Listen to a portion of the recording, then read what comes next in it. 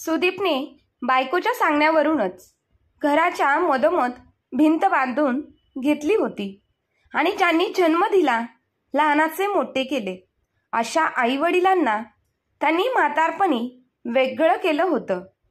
पण सुदीप आईवडिलांना लागणाऱ्या सर्व गोष्टी आणून देत होता. त्यामुळे त्याला असे वाटत होते की मी माझ्या सर्व जबाबदाऱ्या व कर्तव्य पूर्ण करत आहे. सुदीपचे वडील अधूनमधून आजारी पडत असत. एके दिवशी त्याच्या वडिलांची तब्येत अचानक बिघडली. सुदीप जेव्हा त्यांना भेटायला गेला तेव्हा त्याने पाहिले की बाबांचे अंथरूण ओले झाले आहे. ते पाहून त्याला किळस आली.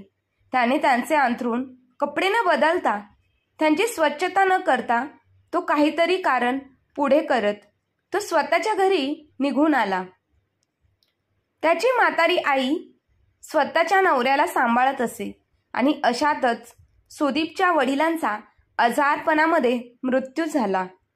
त्यानंतर आपल्या नवऱ्याच्या जाण्यामुळे त्याची आई सुद्धा नेहमी आजारी राहू लागली आणि पुढे 7 महिन्यांमध्ये ती सुद्धा देवाघरी निघून गेली. सुदीपने आई वडिलांच्या हिस्स्याचे घर विकून कारखाना बनवला होता. पण एका रात्री कारखान्यातून फोन आला तेव्हा सुदीपचे भान हरपून गेले.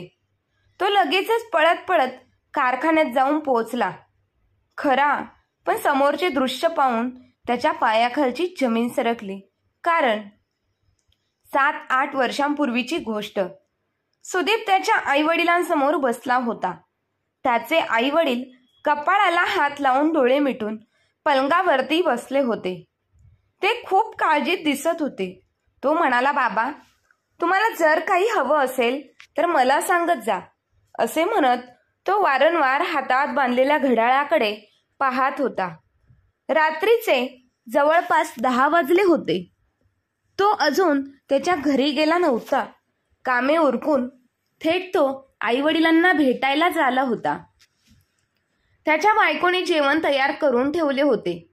त्याला खूप भूकही लागली होती. त्याचे वडील त्याला म्हणू लागले, आम्हाला कोणत्याच गोष्टींची गरज नाही. त्यांच्या शब्दामध्ये कठोरपणा जाणवत होता.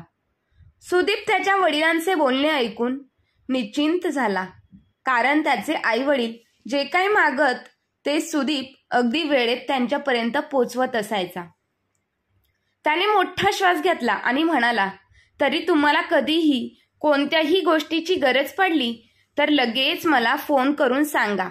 असे म्हणत तो पुन्हा घड्याळाकडे पाहू लागला आणि म्हणाला, मला खूप भूक लागली आहे, नाहीतर मी अजून काही वेळ तुमच्यासोबत बसलो असतो. त्याचे बोलणे ऐकताच आई म्हणाली, बाळा, तू तुझ्या घरी जा, लवकर जेवून घे. तुझी बायको आणि मुलं तुझी वाट पाहत असतील. हे सर्व आई निश्चिंत मनाने बोलत होती. पण बाबांच्या चेहऱ्यावर काही हावभाव नव्हते. ते त्याच्यासोबत कधीही उघडपणे बोललेच नव्हते. थोड्या वेळानंतर सुदीप जाण्यासाठी निघाला तेव्हा त्याचे वडील त्याला म्हणाले, तू इथे रोज रोज येत जाऊ नकोस. त्यांच्या बोलण्यात कणखरपणा दिसून येत होता. सुदीप म्हणाला, बाबा, काय झालं आहे? मी तुमची हवी तशी आणि हवी तेव्हा सेवा करायला तयार आहे. तुम्ही माझ्याकडे जे काही मागता ते मी तुम्हाला लगेचच आणून देतो. असे केव्हाही झाले नाही की तुम्ही माझ्याकडे काही मागितलं आणि मी तुम्हाला आणून दिलं नाही. मी कधीच कोणत्याही गोष्ट तुम्हाला देण्यासाठी उशीर केला नाही. मी सर्वात आधी घरातला किराणा तुमच्याकडे आणतो आणि मग माझ्या घरी जातो. तरी मला असं का वाटतं की तुम्ही माझ्यावर नाराज आहात? सुदीपच्या वडिलांनी त्याच्याकडे अगदी रागाने पाहिलं आणि म्हणाले, तू आमच्यावर उपकार करतोयस. आम्ही काहीही मागणी करण्या अगोदरच तू आमच्या इच्छा पूर्ण करतोस. तू तुझ्या जबाबदाऱ्या व्यवस्थित पार पाडतोयस. पण आता आम्हाला तुला जास्त कष्ट द्यायचे नाहीत. तू दिवसभर दुकानात काम करतोस आणि रात्री आमच्याकडे येतोस. त्यानंतर बायको आणि मुलांकडे जातो. हे आम्हाला पटत नाही. त्यामुळे मी तुझ्या सोयीचा विचार करतो. तू जास्त त्रास घेऊ नकोस. तेव्हा सुदीप म्हणाला, बाबा तुम्ही माझ्याशी बोलतात हेच माझ्याशी भरपूर आहेत. सुदीपचे वडील सुदीप सोबत बोलले यातच सुदीप आनंदी होता. दिवसभराच्या कामामुळे तो खूप दमला होता. तो लगेचच घराबाहेर निघून आला. भिंतीच्या पलीकडे दुसऱ्या बाजूला त्याचे स्वतःचे घर होते, जिथे बायको आणि मुलं त्यांची वाट पाहत बसले होते. त्याच्या बायकोचे आई वडिलांशी कधीच पटले नाही, त्यामुळे वेळ व्हायला न घालवता लवकरच त्याने घराच्या मधोमध भिंत बांधली. एका बाजूला बायकोला ठेवली आणि दुसऱ्या बाजूला आई वडिलांना ठेवले. पण तो दररोज आई वडिलांना भेटायला जायचा, त्यांची विचारपूस करायचा. कोणत्या गोष्टीची कमी असल्यास त्या गोष्टीचा पुरावा करायचा. त्यांना सकाळी नाश्त्यासाठी किंवा जेवणासाठी जे काही हवं असायचं ते तो आणून द्यायचा. घराच्या साफसफाईसाठी बाई लावली होती, तरीही त्याचे आई वडील त्याच्यावर खुश नव्हते. त्याने आई वडिलांना समजावले होते की तुम्ही माझे आई बाबा आहात, तुमचा सांभाळ करणं ही माझी जबाबदारी आहे.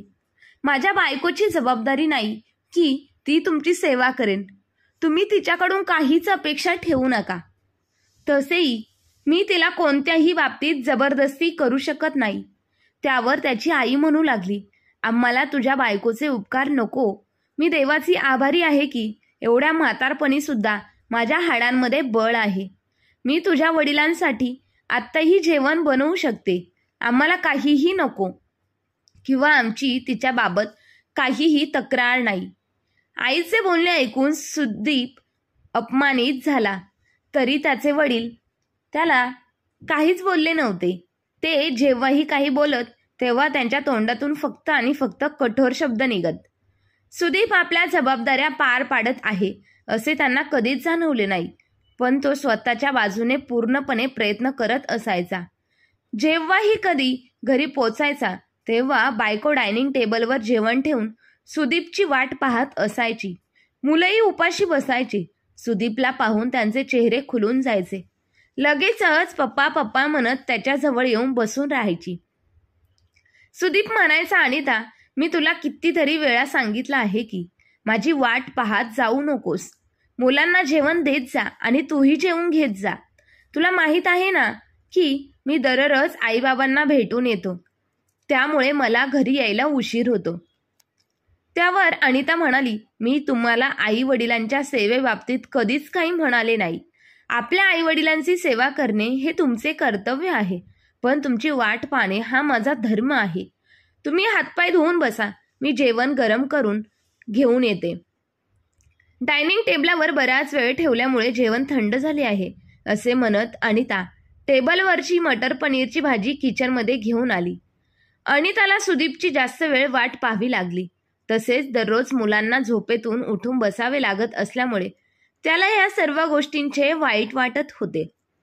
जोपर्यंत अनिता जेवण गरम करत होती तोपर्यंत सुदीप मुलांसोबत गप्पा मारत होता, परंतु त्याला मुलांसोबत कमी वेळ घालवायला मिळायचा. दोन्ही मुलं शाळेत शिकत होती. रात्री जेवण झाल्यावर लवकर झोप यायची, त्यामुळे ती थकून झोपायची. अनिता दिवसभराच्या कामामुळे थकून जात. रात्रीचे जेवण झाल्यावर अनिता किचनमध्ये भांडी घासायला जात असे. तिची सर्व कामे संपल्यावर जेव्हा ती खोलीत यायची तोपर्यंत सुदीपचे डोळे झाकलेले जायचे. त्याला अनितासोबतही वेळ घालवायला मिळत नसे, कारण रात्री घरी आल्यावर तो 1 ते 1.5 तास आपल्या आईबाबांजवळ बसत असायचा. आईसोबत गप्पा मारायचा, तिची दिवसभराची विचारपूस करत असायचा. एवढंच नाही तर सकाळी दुकानात जाण्याआधी आई वडिलांजवळ जायचा. त्यांना नाश्त्यासाठी काय हवंय ते विचारायचा. तरीही त्यांनी त्यांच्या सेवेत कुठे निष्काळजीपणा केला आहे हे समजत नव्हते, कारण त्याचे आई बाबा नेहमी नाराज दिसत असत. तो जवळच जाताच दोघेही चेहरा फिरवत. कधी कधी आईची तब्येत खराब असायची तेव्हा तो अनिताकडून जेवण बनवून द्यायचा. अनिता आणि आईचे कधीच पटले नाही. यामध्ये सुदीपचीही काहीच चूक नसायची. सुदीपच्या सांगण्यावरून अनिता त्यांच्यासाठी अधूनमधून जेवण बनवून देत असायची, तरी त्यांचे एकमेकींसोबत पटत नसायचे. अनिताने बनवलेले जेवण घेऊन सुदीप आईबाबांजवळ घेऊन जात असायचा, परंतु वडील चुकूनही त्या दिवशी ताटाला हात लावत नसत आणि म्हणत, मला तुझ्या आईच्या हाताची सवय लागली आहे. आई सुद्धा माझे मन राखण्यासाठी फक्त 2 ते 3 घास खायची. आईने कधीच अनिताची तक्रार केली नाही किंवा बाबाई कधी तिच्याबद्दल काही बोलले नाहीत, कारण तिने त्यांना काही बोलण्याची संधीच दिली नव्हती. तरी तिला मनातून अस्वस्थता आणि काळजी वाटत असायची. तिला वाटायचे की ती काही ना काही चुका करत आहे, पण कुठे चुकत आहे हे तिला सुद्धा समजत नव्हते. बायको म्हणून अनिताचे जे काही काम होते ते ती अचूकपणे करत होती. ती घरातली सर्व कामे व्यवस्थितरित्या सांभाळत होती. तसेच ती मुलांचीही व्यवस्थित काळजी घेत होती. त्यामुळे सुदीपला तिच्या बाबत काहीच तक्रार नव्हती. पण कधी कधी ती म्हणायची, आई वडिलांसोबत वेळ घालवताना तुम्ही माझ्यावर आणि मुलांवर अन्याय करत आहात. अर्धा तास दुकानावरून लवकर येत जा. काही वेळ मुलांसोबत घालवत जा. बाहेरून येता तेव्हा तुम्ही थकलेले असता. मी जोपर्यंत किचनमधली कामं उरकून येते तोपर्यंत तुम्ही झोपून जाता. माझा तुमच्यावर काहीच अधिकार नाही का? तेव्हा सुदीप प्रेमाने तिचा हात हातात स्वतःच्या घेत म्हणतो, तुला सर्व माहीतच आहे. जेव्हापासून आपण वेगळे झालो आहोत तेव्हापासून आईबाबांना आपला राग येतो. त्यांना कोणतीहीच गोष्टी सहन होत नाही. मी त्यांना एकदाही माझी तक्रार करण्याची संधी दिली नाही. त्यासाठी मी सर्व प्रयत्न करतो, तरीही ते अजून रागात आहेत. यावर अनिता म्हणाली, हीच गोष्ट आहे सुदीप. मी त्यांची खूप सेवा केली, परंतु ते नेहमी माझ्यावर रागवतात. यामुळे मी विचार केला की जर त्यांना मी सहन होत नसेल तर ते वेगळे राहिलेले बरे. आता तुम्हालाच समजेल असेल की चुकी कोणाची आहे. हे ऐकता सुदीप शांत झाला आणि त्याने मोठा श्वास घेतला. तो आई वडिलांना भरपूर खुश ठेवण्याचा प्रयत्न करायचा, पण त्याला हे समजत नव्हते की एवढं सर्व करत असताना माझे मन चलबिचल का होते. मी काहीतरी चुकीचे करत आहे असे का वाटते. नक्कीच काहीतरी गडबड आहे. काही दिवसांनी तो आईला नाश्त्यासाठी विचारण्यास गेला. तेव्हा त्याला आई खूप अस्वस्थ दिसली आणि वडिलांना ताप आला होता. ते पलंगावर पडून होते. झोपेत बडबड करत होते. तसेच त्यांचे अंथरूण ओले झाले होते. आई वडिलांचे अंथरूण बदलत होती आणि वडिलांना झोपवण्याचा प्रयत्न करत होती. जेव्हा सुदीपने हे सर्व पाहिले तेव्हा तो त्वरित त्याने बाबांना उठून अंथरुणावर व्यवस्थित झोपवले. इतक्यात आई जोरजोरात धापा द्यायला लागली, कारण तिचेही आता वय झाले होते. त्यानंतर ती वडिलांनी ओलं केलेलं अंथरूण धुण्यासाठी बसली. हे सर्व पाहून सुदीपला किळस आलं. तो बाकी सर्व कामे करू शकत होता, पण वडिलांचे ओले कपडे आणि अंथरुणात जवळ जाण्यास तयार नव्हता. हे सर्व काम त्याला खूपच घाणेरडे वाटत होते. कपडे धुता धुता आई जास्त धापा देऊ लागली. पर्याय नसल्याने एक हात कमरेवर ठेवून सर्व कपडे हळूहळू दोरीवर सुकू लागली. सुदीप म्हणाला, मी डॉक्टर मुकेश यांना घरी घेऊन येतो. ते बाबांना औषध देतील, मग त्यांना बरं वाटेल. आई म्हणाली, हो ठीक आहे, डॉक्टरांना घेऊन ये. सुदीप हो म्हणून जवळच्या डॉक्टर मुकेश यांना घरी घेऊन आला. डॉक्टरांनी वडिलांना तपासले आणि म्हणाले, त्यांना थंडी वाजून आली आहे आणि त्यांना निमोनिया झाला आहे, कारण ते सतत खोकत आहे. डॉक्टरांनी त्यांना औषधं दिली आणि सोबतच व्यवस्थित आहार घेण्यास सांगितलं. सुदीपने औषध आणून दिली, सोबत फळंही आणली. पण त्यानंतर 3 दिवस तो आईबाबांच्या घरी गेलाच नाही. त्याने दुकानावरचे काम वाढले होते. तसेच मुलांनी रात्री बाहेर जेवणासाठी हट्ट केला होता. तो रात्री बायकोला आणि मुलांना जेवण्यासाठी बाहेर घेऊन गेला. मुलं खूप खुश झाली. बायको ही अगदी आनंदात होती. त्याचे जेवण झाल्यावर जे जेवण उरले होते ते जेवण पॅक करण्यास सांगितले आणि म्हणू लागला, बाबा आजारी आहेत. आई त्यांच्या सेवेमध्ये गुंतून आहे, त्यामुळे आपण हे जेवण त्यांच्यासाठी घेऊन जाऊ. जेव्हा तो ते उरलेले जेवण घेऊन त्यांच्या आईबाबांच्या घरी गेला तेव्हा आई रडत होती. तिचे पूर्ण शरीर थरथर कापत होते. काय झालं आई असे विचारल्यावर त्याची आई म्हणाली, तुझ्या वडिलांची तब्येत खूपच खालवली आहे. त्यांना बाथरूमला घेऊन जाण्यासाठी मला त्रास होत आहे.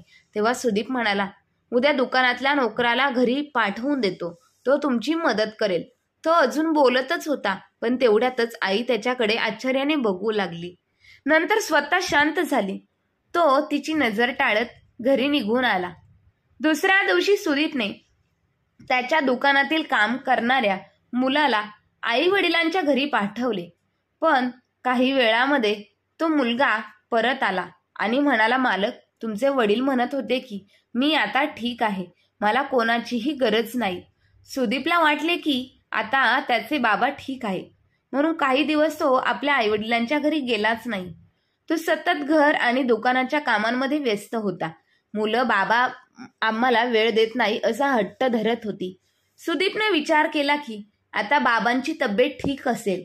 अधूनमधून तो कामावर मुलाकडून नाश्ता आणि काही खाण्याच्या वस्तू आईवडिलांना पाठवून देत होता. एक दिवस रात्रीचे 2 वाजले होते तेव्हा त्याला रडण्याचा आवाज बरोबर ऐकू येऊ लागला. रडण्याचा आवाज ऐकून तो उठून लगेच बसला. त्याची बायको देखील घाबरून उठून बसली. ते दोघेही जेव्हा त्यांच्या रूमच्या बाहेर आले तेव्हा त्यांना बाजूच्या रूममधून त्याच्या आईच्या रडण्याचा आवाज येत होता. आवाज ऐकून ते दोघं धावत धावत त्यांच्या आईच्या रूममध्ये गेले आणि समोरचं दृश्य पाहून त्यांच्या पायाखालची जमीन सरकली. त्यांची आई त्यांच्या वडिलांजवळ बसून रडत होती. सुदीप त्याच्या आईजवळ गेला तेव्हा आई बोलू लागली, सुदीप हे काहीच बोलत नाही आहेत. हे ऐकून सुदीप घाबरून गेला. सुदीपने आपल्या वडिलांना शुद्धीवर आणण्यासाठी बरेच प्रयत्न केले. नंतर तो लगेच डॉक्टर मुकेश यांच्या घरी गेला आणि त्यांचा दरवाजा वाजवला. सुदीपने डॉक्टरांना सांगितले वडिलांना काय झाले माहीत नाही. डॉक्टर मुकेश आणि सुदीपचे वडील पूर्वीपासूनचे मित्र होते. ते कोणताही विलंब न करता सुदीप बरोबर आले. जेव्हा डॉक्टर मुकेशांनी सुदीपच्या वडिलांना तपासले तेव्हा डॉक्टर मुकेशांनी सुदीपला सांगितले की तुझे वडील आता या जगात नाही, त्यांचा मृत्यू झाला आहे.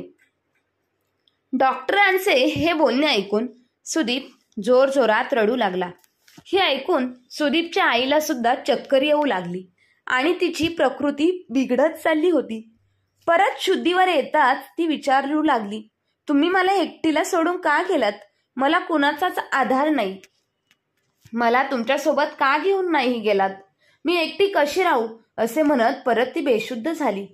आई शुद्धीवर येण्यासाठी तिच्या चेहऱ्यावरती सुदीपची बायको पाण्याचा शिडकावा करत होती, जेणेकरून आई शुद्धीवर येऊन व्यवस्थित राहील. काही वेळाने त्यांना शुद्ध आली तेव्हा सुदीपची बायको आईला खाण्यासाठी काहीतरी घेऊन आली. पण आई रागाच्या भरात तिचा हात मागे ढकलत होती आणि बोलत होती, मला भूक नाही आहे, माझ्यासाठी काही आणू नकोस. ज्याच्यासाठी मी जगत होते तोच आता ह्या जगात नाही, मग मी तरी जगून काय करू? आता त्याची आई वारंवार हेच बोलत होती. सुदीपने वडिलांच्या अंतिम संस्कारात घरात 2 रूममध्ये जी भिंत बांधली होती ती त्याने पाडली. पण त्याची आई आता नेहमी रूममध्ये बसून राहू लागली होती. ती घराबाहेर पडत नव्हती. दोन्ही नातवंड नेहमी आजीसाठी जेवण घेऊन जात होती, पण आजी कमीच जेवत होती. मन मोकळेपणाने पोटभर जेवत नव्हती. रोज देवासमोर बसून पूजापाठ करत असे, नाहीतर आठवणींना उजाळा देऊन रडत असे.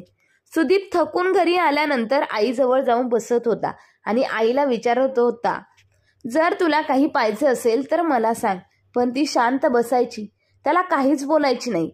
सुदीपने जेव्हा बायकोला विचारले की तू आईजवळ जाऊन गप्पा गोष्टी करते का, जेणेकरून तिचे मन मोकळे होईल, तेव्हा सुदीपच्या बायकोने सांगितले, मी भरपूर वेळा प्रयत्न केला पण त्या नेहमीच शांत बसतात, एकही शब्द बोलत नाही. एवढी मोठी घटना घडली तरी आईंना आपल्याशी न बोलण्याचा पण केला. तो त्यांच्या पण त्या काही केल्या सोडण्यास तयार नाही. मी त्यांना भरपूर वेळा विचारले की तुम्हाला कोणत्या वस्तूंची किंवा काही गरज असल्यास मला सांगा, पण त्या नेहमी शांत बसून असायच्या. जेवण पण पोटभर जेवत नाही. दोन्ही मुलं सुद्धा आजीजवळ जाऊन बसत त्यांच्याशी बोलत राहतात, पण त्या त्यांच्याजवळ सुद्धा काही बोलत नाही. आता तुम्हीच सांगा मी काय करू? सुदीप हे सर्व ऐकून गप्प बसला होता, कारण त्यालाही माहित होते की आई नेहमी शांत बसते, कोणाशी काहीच बोलत नाही. वडिलांचे निधन होऊन आता 7 महिने झाले होते. एक दिवस सुदीपचा मुलगा त्याच्या आजीला नाश्ता घेऊन आजीच्या रूममध्ये गेला होता. तेव्हा आजी झोपली होती. त्याने नाश्त्यासाठी आजीला उठवण्याचा प्रयत्न केला, पण आजी काही प्रतिसाद देत नव्हती. तेव्हा तो घाबरला आणि तो धावत धावत बाहेर आला. त्यावेळेस सुदीप आणि त्याची बायको नाश्ता करत होते. त्याने सांगितले, आजीला काय झाले आहे? काही माहीत नाही. ती काहीच बोलत नाही किंवा काही हालचाल करत नाही. हे सर्व ऐकून सुदीपच्या हृदयाचे ठोके चुकले होते. त्याला काहीच कळेनासं झालं. तो पूर्णपणे घाबरून गेला. सुदीप आणि त्याची बायको धावत धावत त्याच्या रूममध्ये गेले आणि त्यांनीही आईला उठवण्याचा प्रयत्न केला, पण आई काही हालचाल करत नव्हती. हे बघून सुदीपने लगेच डॉक्टरांना बोलवले. डॉक्टरांनी आईला चेक केले आणि सांगितले की आईचे निधन झाले आहे. आई आता जिवंत नाही. 7 महिन्यांच्या कालावधीत सुदीपच्या आई आणि वडिलांचे निधन झाले होते. त्याच्यानंतर जणू काही देव त्यांची परीक्षाच घेत होता. एकामागून एक संकट येत होते. सर्वप्रथम त्याचा कारखाना बंद झाला. त्याचे कपड्याचे दुकान होते. दुकान नेहमी भरलेले असायचे. नेहमी ग्राहकांची गर्दी असायची. पण हळूहळू ग्राहकांच्या तक्रारी येऊ लागल्या की कपडे खराब आहेत. त्याचे जुने आणि जवळचे जे ग्राहक होते त्यांनी आता दुकानात येणे बंद केले होते. तो पूर्ण दिवस दुकानात बसून असायचा, पण कोणी ग्राहक येत नव्हते. तो अस्वस्थ होता कारण दुकानात कोणीच ग्राहक येत नव्हते. घरची परिस्थिती बिघडू लागली म्हणून त्यांनी आपले आई-वडील राहत असलेल्या घराचा भाग विकला. ते घर विकल्यानंतर त्यांनी व्यवसायात पैसे गुंतवले जेणेकरून त्याला कामाचा विस्तार करता येईल. कारखाना उघडला, मात्र काही दिवसांनी कारखान्यालाही आग लागली. त्यामध्ये सर्व सामान जळाले होते. नुकसान वाढत होते. आता सुदीप देवाकडे वळाला होता. घर खर्च भागवण्यात अडचणी येत असल्याने आपला व्यवसाय चालवावा अशी देवाकडे प्रार्थना करू लागला. आता त्याचा अनिताशी रोज वाद होऊ लागला. ती नेहमी म्हणायची, मुलांच्या फीसाठी पैसे नाहीत, तुम्ही त्यांची फी कशी भरणार? तो म्हणाला, मी सर्व काही प्रयत्न करत आहे.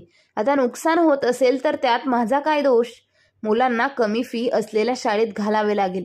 एवढी मोठी रक्कम मी भरू शकत नाही. अनिता म्हणाली, मी असं कसं करू? मुलांच्या भविष्याचा प्रश्न आहे. तुम्ही कुठूनही पैसे आणून द्या, पण मी माझ्या मुलांचं आयुष्य पणाला लावणार नाही. सुदीप दिवस रात्र चिंतेत असायचा. प्रत्येक दिवस जगणे त्याला कठीण होऊ लागले. तो सिगारेट ओढू लागला, आजारी पडू लागला, पण काही केल्या त्याला यश मिळत नव्हते. प्रत्येक गोष्टीत त्याला अपयश येऊ लागले. एके दिवशी तो मंदिरात गेला. तो खूप अस्वस्थ झाला होता. तिथे एक बाबा आले होते. सत्संगानंतर तिथे उपस्थित असलेल्या लोकांना ते म्हणाले की थोड्या वेळासाठी इथे बसा. तुम्हाला तुमच्या समस्या सोडवण्यासाठी जर काही विचारायचे असेल तर तुम्ही विचारू शकता.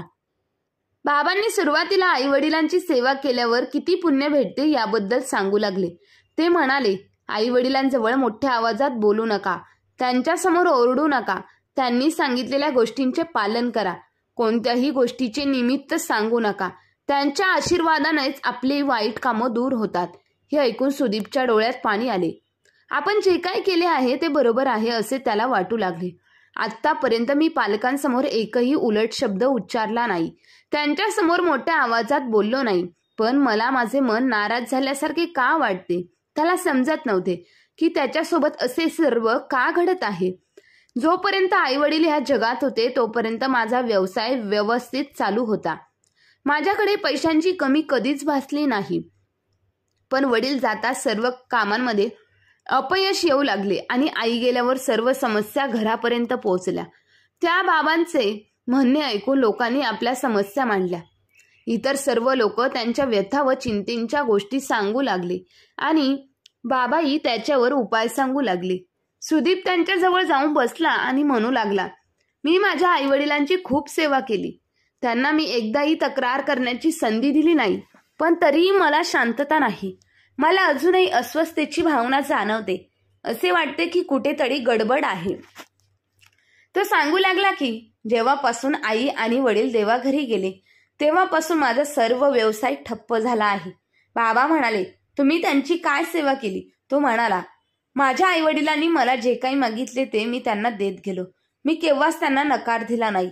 त्यावर बाबा म्हणाले, हीच तुझी सर्वात मोठी चूक झाली आहे. हे ऐकून तो आश्चर्यचकित झाला. तो विचार करू लागला, यात माझी काय चुकी झाली? बाबा म्हणाले, तुझ्या आईवडिलांनी भूतकाळात सर्व तुझी कामे तुझ्या सांगण्यावरून केली का? किंवा कोणत्याही गोष्टी तुझ्या सांगण्यावरून दिल्या का? तो म्हणाला, मला याचा अर्थ समजला नाही. बाबा म्हणाले, बाळा, जेव्हा तू छोटा होतास या जगात आलाही नव्हतास. तुझ्या जन्माच्या आधी तुझ्या आईवडिलांनी तुझ्यासाठी कपडे आणून ठेवले होते, तुझ्या खाण्यापिण्याची सोय करून ठेवली होती. जेव्हा तू ह्या जगात आलास तेव्हा तू मागितल्यावर तुला कपडे दिले होते का? तू न मागता कपडे घरात आणून ठेवले गेले होते. तू तुझ्या आईवडिलांवर अवलंबून होतास. तू न मागता तुझी आई तुझे पोट भरून ठेवायची. तू मागितल्यावर नाही तर तू मागण्याआधीच ती तुला दूध देत असे. तू सांगितल्यावर नाही तर त्या आधीच तुला आंघोळ घालत होती आणि तुला झोपवत होती. एवढेच नाही तर तू ओल्या केलेल्या अंथरुणावर ती स्वतः झोपायची आणि तुला कोरड्या अंथरुणावर झोपवायची, कारण तू आजारी पडू नये म्हणून. त्यावेळेस तू अगदी लहान होतास, स्वतः काही सांगू शकत नव्हतास. ते दोघे स्वतः तू न सांगता निस्वार्थ भावनेने व अगदी प्रेमाने त्यांनी तुझ्या सर्व गरजा पूर्ण केल्या. जेव्हा तू आजारी होतास तेव्हा त्यांनी स्वतः औषधे आणली. तू शाळेत जाणे योग्य झाल्यावर त्यांनी चांगल्या शाळेची निवड केली आणि तुला शाळेत शिक्षण मिळो यासाठी काटोकाट प्रयत्न केले. तू न सांगता त्यांनी तुझी सर्व कामे केली. तुला नोकरी लागल्यावर तुझी आई आधीपासूनच तुझ्यासाठी चांगली मुलगी शोधण्याचा प्रयत्न करत होती, जी तुम्हा सर्वांची सेवा करेल. म्हणजे तुम्ही तिच्यासोबत प्रेमाने राहून तुमचे आयुष्य सुखी व निवांतपणे जगू शकाल. तुझ्या बायकोने तुझी सेवा करावी हे कामही त्यांनी तुला न विचारता अगदी उत्तमपणे केले. आणि तू म्हणजे आईवडील म्हातारे झाल्यावर त्यांना सर्व गोष्टी विचारून आणू लागलास.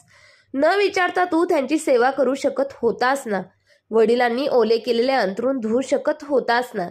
त्यांनी तू केलेल्या अंथरुणावर आपलं म्हणून झोपायचे व तसे स्वच्छही करायचे, तेही तू न सांगता. या उलट तू या सर्व गोष्टी करायच्या टाळून दिल्यास आणि तेथून पळ काढलास.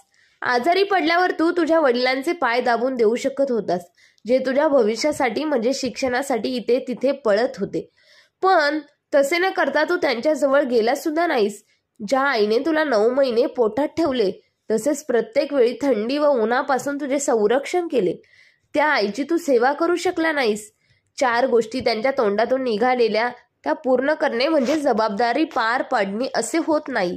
याला कर्तव्य म्हणत नाही असे सांगून त्यांनी मोठा श्वास घेतला.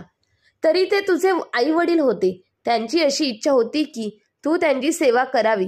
गोष्ट फक्त वस्तू आणून देणे, राशन आणून देणे, नाश्ता पाणी आणून देणे किंवा फळं आणून देण्यासाठी नाही, तर त्यांना त्यांच्याजवळ बसून मनातल्या गोष्टी विचारणे, त्यांचे पाय दाबणे व स्वतः पुढे होऊन त्यांची सेवा करणे, याला कर्तव्य म्हणतात. तू असे वागू नये. ते नेहमी तुझ्या कामात यश मिळावे यासाठी देवाकडे प्रार्थना करायचे. जोपर्यंत ते ह्या जगात होते तोपर्यंत तुझे काम व्यवस्थित चालत होते. पण आता ते ह्या जगात नाहीत. आता त्यांचा तुझ्या बाबतीतला हिशोब संपला आहे. यामुळे तुला चणचण भासत आहे. तू तुझ्या आईवडिलांची माफी माग. हे सर्व ऐकून सुदीपच्या डोळ्यांतून अश्रू येऊ लागले. त्याला आज त्याच्या चुकीची शिक्षा समजली. तो चुकीचा होता. या सर्व चुका अप्रत्यक्षपणे आपल्यासारख्या बऱ्याच लोकांकडून होत असतात. यामुळे आपले आईवडील अस्तित्वातच असताना त्यांची सेवा केली पाहिजे. नाहीतर सुदीप सारखी आपल्यावरही वेळ टाळून गेल्यानंतर पश्चाताप होईल. आता तो आईवडिलांच्या फोटोसमोर बसून जोरजोरात रडू लागला. पण त्याचे अश्रू पुसण्यासाठी कोणीच उपस्थित नव्हते. कारण ज्यांची माफी मागायला हवी होती त्यांनी उदार मनाने माफ करायला हवे होते. असे त्याचे आई बाबा आता ह्या जगात नव्हते. म्हणून तो कितीही रडला ओरडला तरी त्याच्या रडण्याचा आता काहीही उपयोग होणार नव्हता. म्हणून माणसाने विचार करून आपल्या घरातल्यांबरोबर वागायला हवे. तर मित्र आणि मैत्रिणींनो, तुम्हाला ही आजची कथा कशी वाटली हे कमेंट करून नक्की कळवा. आणि कथा आवडली असेल तर आपल्या चॅनलला लाईक शेअर सबस्क्राईब नक्की करा. धन्यवाद.